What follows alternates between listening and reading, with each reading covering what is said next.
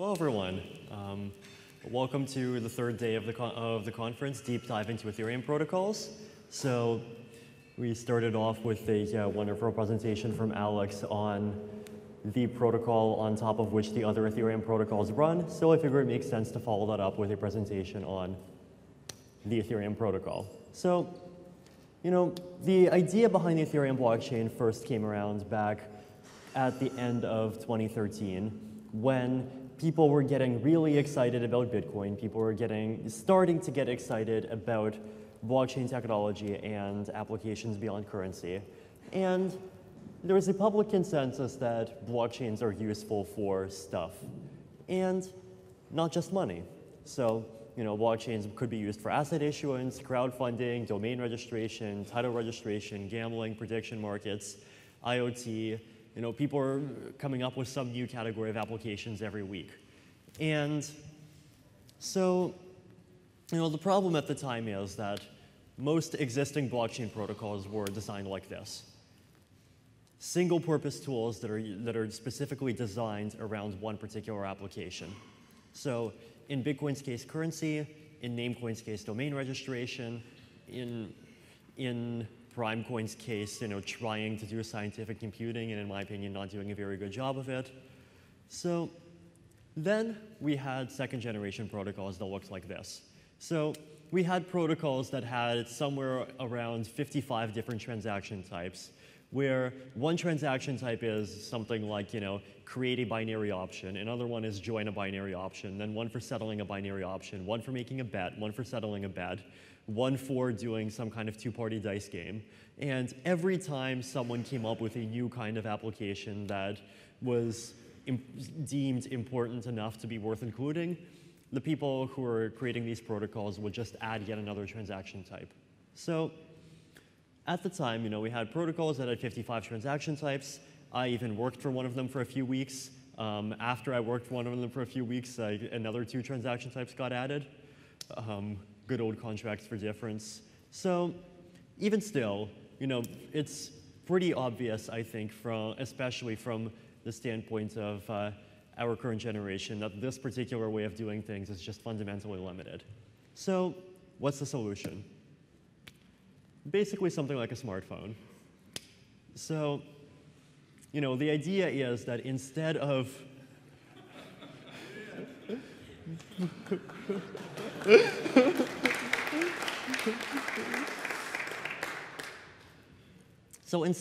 having, a protocol that's designed around one very small set of use cases, you just create a general purpose operating system and you let people build whatever they want as applications on top of it.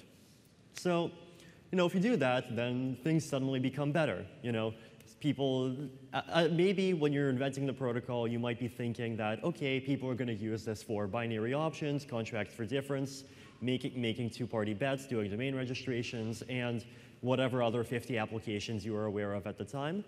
Then, release the white paper, and 6 weeks later, you realize that people are inventing applications in a completely different direction. And guess what? Your protocol does not even have to change one single bit in order to handle them. So that's the power of generality. So what is the concept behind Ethereum? Well, it's a blockchain. Seen them for 6 years, pretty boring, with a few tiny additions. So the first important one is this concept of a built-in programming language. So in Ethereum, there is a kind of a built-in Turing-complete scripting language. It's essentially a hybrid between kind of standard virtual machine architectures, Bitcoin script, and a few other things. And the point is that people can write programs in this script, or more realistically, in high-level languages that compile down to the script. Then people take their compiled scripts, put them into transactions, and send the transactions off to the blockchain. Transaction gets confirmed, an address gets generated, and you now have a special kind of account at that address called a contract. So 2 types of accounts. User accounts controlled by private keys. The same old elliptic curve digital signature algorithm we all know and love. Second kind of account, contracts controlled by code. So these two types of accounts in Ethereum essentially have completely equal privileges. Anything that humans have the right to do, bots have the right to do. So anyone can create an application with any rules by defining it as a contract. So this is essentially the basic principle. So, the whole world of Ethereum are creating a decentralized DNS system. So basically, the idea here is you want to create a system where people can register addresses, and if they, addresses could be, something.eth, and if they own an address, they should be able to set the IP address associated with that domain address. So the way the system works is fairly simple. So you see a sort of declaration at the top, data domains, with an owner, basically a mapping between a domain name and a tuple containing an owner and an IP address. And you have two functions, one of them for registering a domain, which basically says if this domain doesn't have an owner yet, then sends the owner to, or set the owner to whoever sends that particular transaction. And you have another function, set IP address, which basically means if you own a domain, then you set the IP address to whatever you want to set it to. So, very simple rule set. This is, of course, real life DNS systems have substantially more features to them, but sort of the fundamental core basically stays the same. And, you could probably build a more complex DNS system on top of this just by turning the IP address into a hash and throwing everything else on IPFS if you really want to. But point is, very simple logic. You can write it in 10 lines of Serpent code and publish it to the Ethereum blockchain, and there you have a system that's basically like Namecoin. So, this is basically the meaning of, anyone can create an application with any rules. Once this application gets created, then anyone can interact with the application by sending transactions that specify the contract's address as their destination address. So you send a transaction to a contract, and that's how you talk to the application, that's how you call functions, that's how you do whatever it is that you want to do. So in Bitcoin, the state is very simple. It's basically just a mapping of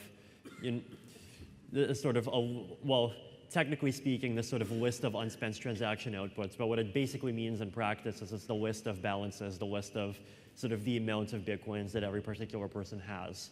And if you want to do a currency system, that's basically all you need. In Ethereum, the state is kind of more complex. It's this sort of key value mapping going from addresses to account objects. And there's two types of account objects. One of them is the sort of simple accounts controlled by a private key. In that case, all you have is a nonce and a balance. The second kind is accounts that are controlled by code. And in that case, you have these extra two fields that get filled up. One of them is the code hash, so the hash of the code of that particular account. And the second is the storage tree root, which in a sort of fairly intricate way that I'll describe later basically represents the entire sort of storage of that particular account. So for example, if I create a contract with this code and I register a domain, then the fact that one particular domain got registered and it got registered with me being the owner, and then I set the IP address to some particular value, that information all goes into the sort of persistent storage of this particular account. So basically, a mapping from addresses to blocks of this is the entire state of the Ethereum system at any particular time. So code execution. Every transaction specifies a to address that it's sending to. So this is fairly simple. It's the kind of logic that we all understand. If you send a message, then you generally specify who you're sending it to, and you want to specify the contents. So what happens if you set a transaction to the to address? Well, two options. One of them is that the destination address is just a private key controlled account. In that case, all you're doing is moving Ether around. So if you do that, then it's basically just being a cryptocurrency. What if you're sending to an account that has code? Then what that's doing is it's basically activating the code, and it's actually letting the code run for some number of steps. So code in Ethereum can do three things. Number one, you can just send Ether to other contracts. Number two, you can read and write from the contract's own storage. So for example, if you go in here, then the way that I would call the register function is by sending a transaction with data formatted in a particular way.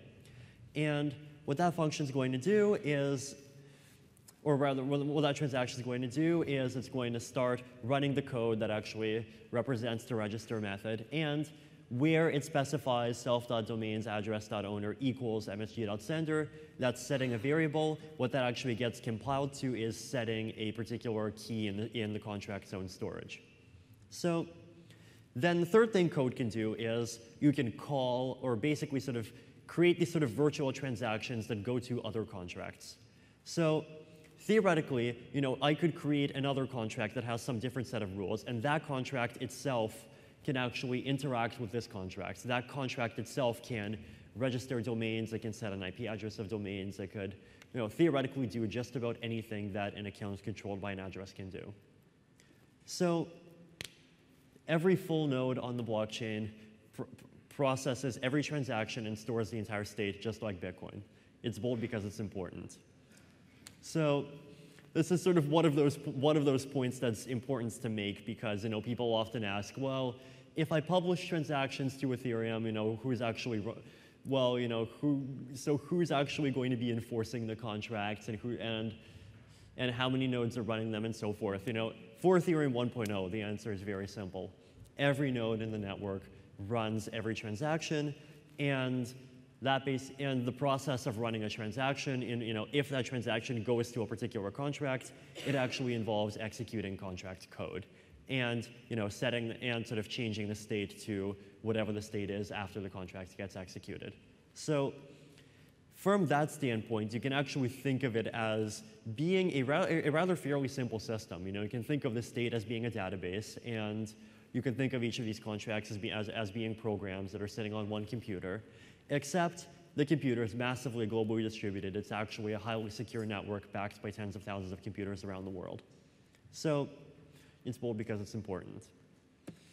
So gas, this is one of those sort of key mechanisms underlying the security of Ethereum. So when you tell people that you have a Turing-complete programming language and that you let untrusted parties send code that's executed in a Turing-complete programming language by every single computer in an entire network, the first thing that they're going to ask is, well, what about the halting problem? So there is this very widely known result in computer science, which basically says that it is mathematically impossible to create an algorithm which can tell whether or not any given program is just going to keep on running forever.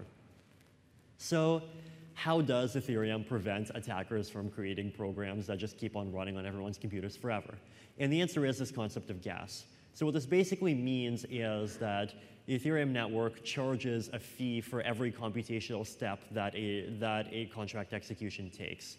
So the specific way that that's implemented is that every block in the Ethereum blockchain has a gas limit, so basically a limit on computational steps. Right now, the gas limit is set to 3141592, which is a nice number that we picked because we're totally not math geeks.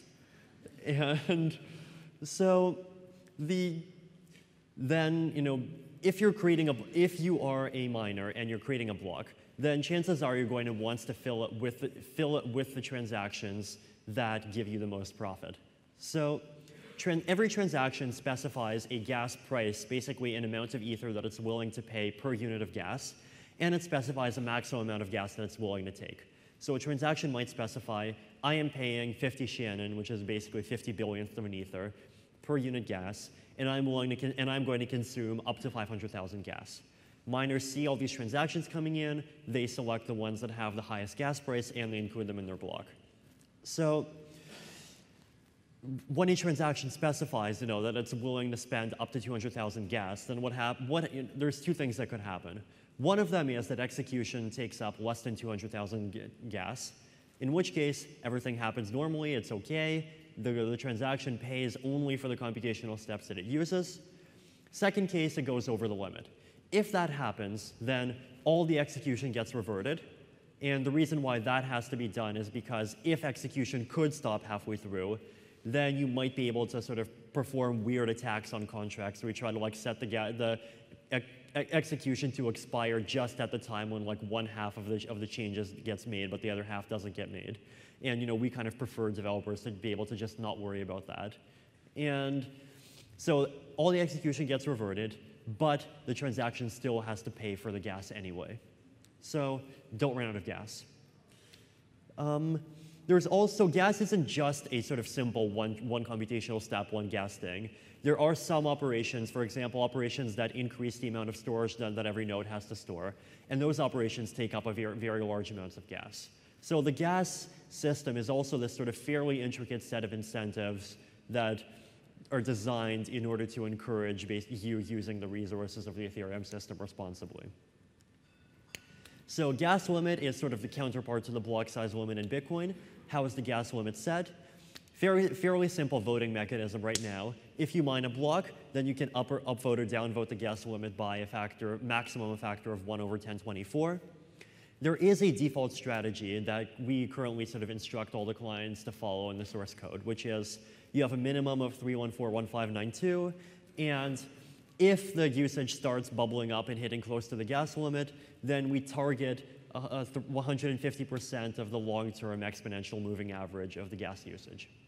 So basically sort of targeted so that if it does get filled up, the gas limit is going to be sort of just a bit higher than what blocks normally contain.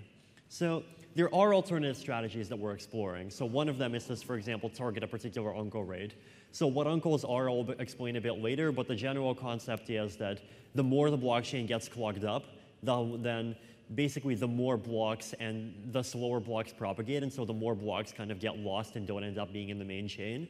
And as it turns out, thanks to a feature of the Ethereum protocol, you can actually calculate how much this is happening, and so you can kind of target a particular amounts to which it's happening. And you can say, if we're seeing more than, let's say, 20% waste from blocks being just falling off the network, then the gas limit should go down. So there are other strategies that we're considering. So transactions contain basically 7 sets of values. Number 1, nonce. So what a nonce does is basically every transaction has to have a unique incrementing nonce. So the first transaction you send from an account has to have a nonce of 0. Second transaction you send has to have a nonce of 1. Third has to have a nonce of 2, and so forth. And the reason this is done is to prevent replay attacks. So if Alice sends 10 Ether to Bob, you don't want Bob to take that transaction and reinsert it into the blockchain 10 times to give himself another 100 Ether. Nonce has fixed that. Gas price, the amount of Ether per unit gas, already covered that. Start gas, same thing. 2, the address of the account that you're sending the transaction to, or the contract you're calling. Value, the amount of Ether that you're sending. Data is just a field of data. The transaction sender can fill the data field with whatever he wants. It's just an array of bytes, no limits on length. But the more data a transaction includes, there is actually a fee for that in gas. So basically, you lose 68. You have to pay an extra 68 gas for every byte of transaction data that you include. VRS, there are values in elliptic curve signature.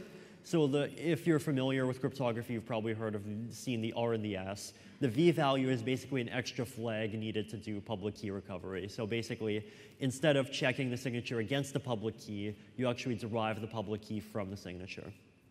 So there is this concept of receipts. So receipts are objects that kind of get hashed into the Ethereum blockchain, and every transaction has a corresponding receipt.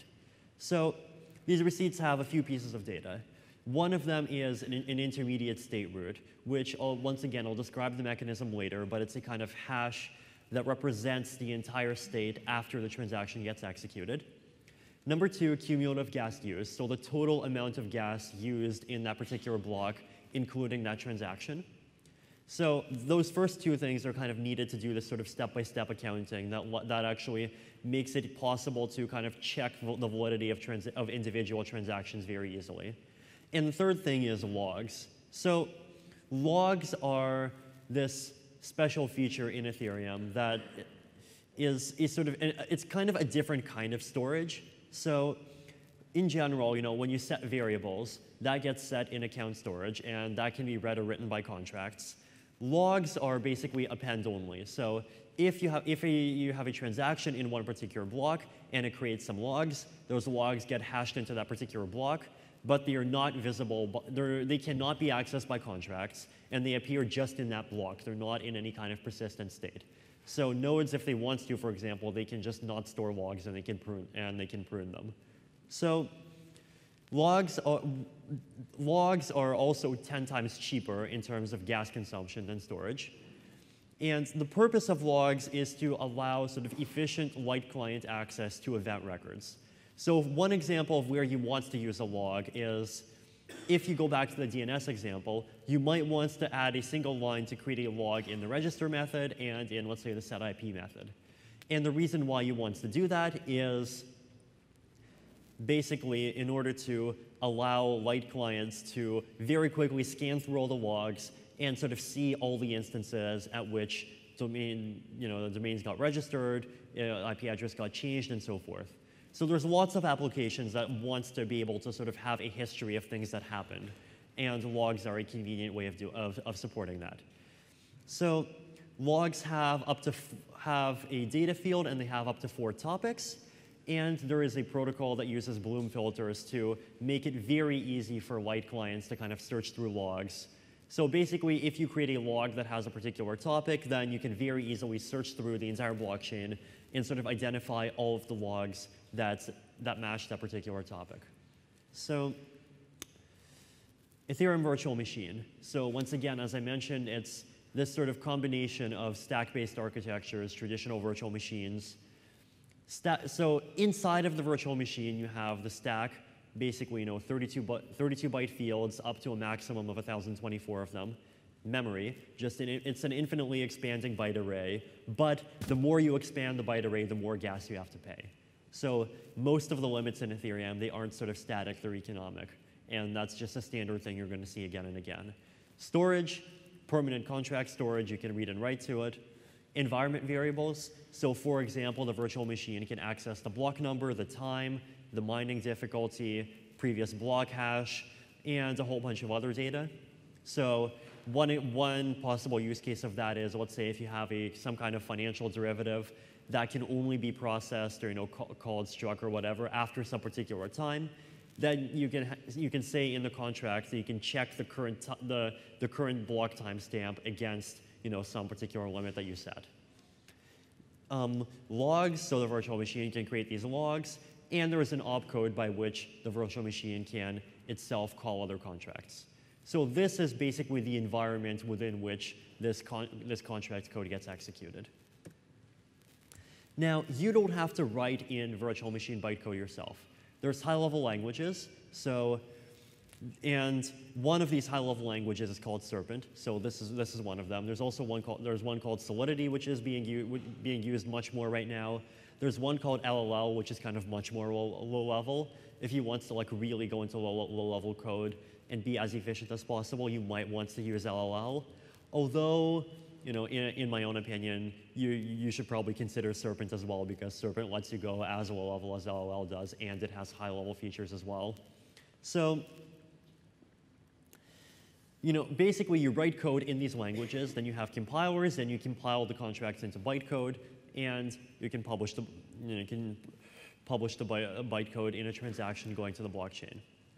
The ABI. So when you send a transaction, let's say that I want to call the register method of that particular DNS contract that I keep on using as an example. Function calls get compiled into transaction data. So in this case, the function call the way that it gets encoded is the first 4 bytes are function ID, the next 32 bytes are the first argument. So this was the domain that I wanted to change the IP address of. And the second argument is another 32 bytes, which is the IP address that you want to set it to. So every time you call a function of a contract in Ethereum, it actually gets compiled into a transaction, which is encoded in using this algorithm, which in simple cases looks like this, just 4 bytes, 32 bytes, you keep on going with 32 bytes. But there are some special cases involving sort of variable length lists and so forth. Everything in Ethereum relies on this one serialization algorithm called RLP, recursive length prefix encoding. So it's very simple. So basically, if it's recursive length prefix encoding. So you take the thing. So in this case, if you take the word dog and you just hex encode it, you get 646F67. And before it, you prefix it with the length. So in this case, the length is 3, and so you can see a 3 here. Over here, it's an empty string, and so you have a length of 0. Over here, this is a list, and so it still has a length of 0, but it has a different sort of start flag because it's meant to be a list and not a string. This is for people who are set theory geeks, this is a set theoretic representation of the number 2. It gets compiled to this, or encoded to this, rather. If you have a string, then it gets compiled it gets serialized into this. So there are like 5 implementations of this. There is a much more detailed description on the wiki, but basically this algorithm is used for blocks, transactions, network protocol, literally sort of everything in Ethereum land. Ethereum also has a cool new mining algorithm. So the goal of this is called ETH hash. So the purpose of this is to be GPU friendly and ASIC hard. So it's a target GPUs as much as possible, and basically prevent the problem in Bitcoin where you have these sort of specialized miners with extremely large mining farms taking up huge percentages of the network. So the algorithm uses memory hardness to accomplish this goal. So basically, instead of traditional proof-of-work algorithms like Bitcoin, where the bottleneck is always how much computation you can do, here the bottleneck is memory access.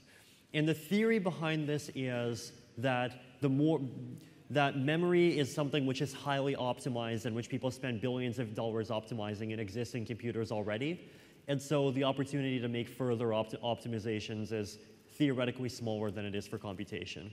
So the way that it does this is by using this sort of clever multi-level DAG construction. So basically the idea is that you start off with a seed. Then from the seed, you use this memory hard function, create a cache.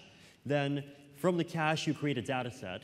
And the data set can be created in parallel. So each individual piece of the data set actually gets created by hashing together 256 parents that come from the cache. And if you want to just actually run the algorithm once, then what you need to do is you take the data that you're mining on, turn that into a seed, then you grab a random 64 nodes from the pieces of the data set, and you get your result. So what's the point of this? The point of this is that mining with this algorithm actually is memory hard, because if you want to mine, and if you want to mine at any reasonable speed at all, then you basically have to pre-generate this entire 1 GB data set so that every time you pick a different nonce, you can just sort of sample from it, and that happens fairly quickly. If you just want to verify blocks, then you don't actually need the gigabyte. All you need is the cache. And the reason why is basically that when you get to this stage, you don't need to create this entire thing. You just figure out what 64 indices you want. Then from each of those 64 indices, you just compute it from the cache. Now, this does require you to make 16,384 hash calculations, or as it turns out, that's actually not that bad if you're only doing it once. So because verification only needs to happen once, this kind of low memory, slow verification process actually works. So, but if he wants to mine, then you need to do it with a lot of speed, and so he needs to have the gigabyte. So this is kind of the basic principle behind sort of why mining was designed in the particular way that it was in Ethereum. So uncles. So in general, Bitcoin has a 10-minute block time, Ethereum has a 17-second block time. Why is the block time not something even shorter, like 1 second? The problem with fast block times is basically stale rates due to network latency. So if the block time is extremely long, like 10 minutes, you can think of network latency as being negligible by comparison. You can think of it as basically being instant. And so you basically don't have problems. Once you start pushing block times down, then your problem is that you have this risk that, let's say over here you have one block, 2059, then at some point someone creates another block, 2060. That block takes time to propagate through the network. And so someone else might actually make another block before hearing about this block. And so you have two blocks, both on top of the same block, 2059, and they're kind of both competing with each other. So this is called a fork.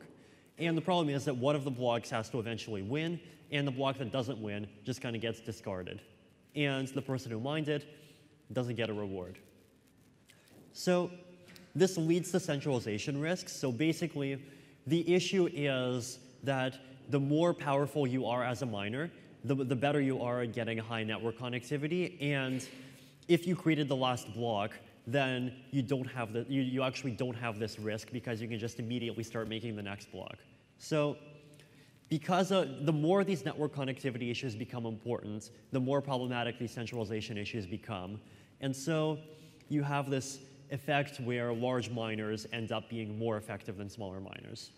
So our solution is this mechanism of uncles, which is basically that if this happens, then sure, one of these blocks is going to win, but whichever block loses, it can kind of get re-included in the blockchain, and it still receives most of the reward. So the point of this is it basically cuts these centralization incentives by about 85%, and it kind of allows the Ethereum blockchain to continue to be relatively safe under somewhat harsher circumstances, both in terms of fast block time and in terms of high transaction load. Merkle trees. So how many people have seen the Economist cover from Blythe Master saying it's all about the blockchain? Well, my opinion is it's all about the Merkle tree. So, and particularly unlike Blythe Master's dogs, I like Doge's more. So the point of Merkle trees is that they're this construction that allows for compact, efficiently verifiable proofs that a particular transaction was included in a particular block. So the general principle is that, this actually exists in Bitcoin. If, let's say, every block has a few hundred transactions, then if you want to verify that one particular transaction was included in a block, then you don't have to download the entire block. All you need to do instead is you can kind of download just one sort of branch of this tree. And the tree is this kind of hash tree where every single sort of node in the tree is actually the hash of the two nodes below it. And so what you need to do is just download this kind of branch, just download the specific part of the tree that's going down to your particular transaction. And you check the hashes that are just going up the branch. You don't check all the hashes, just the hashes that are relevant to your particular branch. And if all of those hashes check out fine, then you know that your transaction, that particular transaction actually is in that particular tree, and so actually is in that particular block. So the reason why this mechanism exists is basically for light clients. So what a light client basically is a client that accesses a blockchain without processing every single block, without downloading every single transaction. Why do you want this? Well, it's pretty obvious. The Bitcoin blockchain right now is 30 gigabytes, and about a megabyte gets downloaded every 10 minutes. It might be good enough for a high-powered laptop.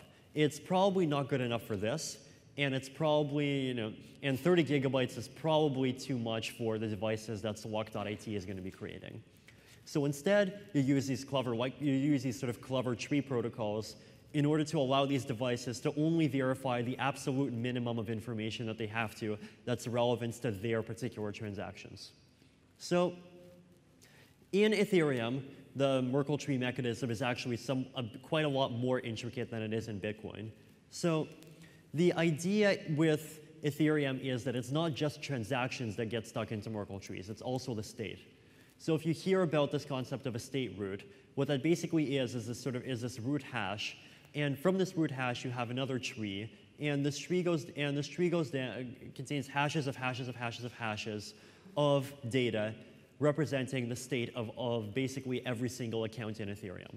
So you have these account objects somewhere at the bottom of the tree. You have nonce, balance, code hash, and storage is yet another tree. So the point here is that if one of these light clients, whether it's my phone or a Select.it device or whatever else, wants to know what the status of one particular contract is, it doesn't have to process the entire blockchain. It doesn't have to trust anyone. All that it needs to do is just ask for a Merkle proof, ask for this sort of branch of the tree, and verify just that one particular branch.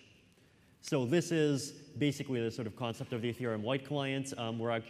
Zolt for full day is actually going to be presenting quite a bit more about this, I believe, after lunch today. So every block header actually contains 3 trees: transactions, state, and receipts. So transactions are transactions. We know what those are. the state is the entire state of every account, balance, storage, all the sort of static information that you need to know. And receipts are, they consist of this sort of extra auditing information, and they have all of the logs. So if your light client wants to know what particular logs are, let's say, associated with a particular topic, then the light client is going to ask for Merkle proofs of logs. So future directions, we talked quite a bit about this on Monday, but the general principles, the general categories are, number one, proof of stake. So where proof of stake is going to fit in is basically just at the top. So it's just a change to the consensus algorithm. So instead of users having to verify proof of work, they're going to verify validator signatures instead. And the way that you would join the validator set is, as Vlad described, by submitting a security bond. So that entire mechanism is going to either be part of a protocol, or it's going to be sort of specified in one particular contract, not fully decided yet. And from a user perspective, all that's going to change is that instead of validating a proof of work nonce, you're going to have a list of signatures that you validate instead. Scale of blockchain rent. So the idea with blockchain rent is basically that right now, you can access storage your code can set storage keys, and those storage keys will remain there forever. But potentially this might present sort of serious long-term risks, because the amount of storage that the Ethereum blockchain stores could just keep on going up and up, and there's not enough incentive in some people's views to kind of delete storage. There is a bit of an incentive, because if you delete storage, then you kind of get a refund. But even still, there's sort of no incentive not to kind of use storage as a bank. So blockchain rent is the idea that every contract is going to have to pay some amount per month for every storage key that it has. So instead of storage being permanent, it could imagine it lasting 1 year, 2 years, 5 years. If this is going to happen, it's going to be as reasonable as possible. But that's the kind of basic principle. Virtual machine upgrades. So that's just not going to change any of the other semantics. It's going to swap out the virtual machine that the code runs in. So in practice for developers, it's going to mean very little, because theoretically you could still program in the same languages. We'll just have a different compiler that compiles to different bytecode. But if you want to do things faster, then you could potentially, ideally, even program Ethereum code in things like C++ and Java. Scalability, talks about that on Monday. So, the idea of kind of having not every node process every transaction. But right now, as far as the Ethereum protocol goes, all of this is basically it. Thank you.